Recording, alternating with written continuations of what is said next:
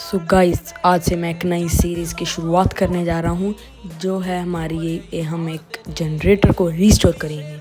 सो चलिए शुरू करते हैं। सो ये है ऑटोमेटिक इंजन ऑफ। सो जब भी लाइट आ जाएगी सो ये ऑटोमेटिकली जनरेटर को बंद कर देता है।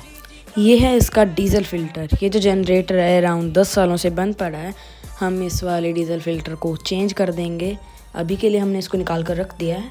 हम नया वाला फ़िल्टर इसके अंदर इंस्टॉल कर देंगे बाद में। बाकी हम इसके जो भी नट बोल्ट खोल रहे हैं वो हम इस डब्बे में डाल रहे हैं। यहाँ पर मैंने मेरी थोड़ी कलाकारियाँ ज़रूर दिखाई हैं।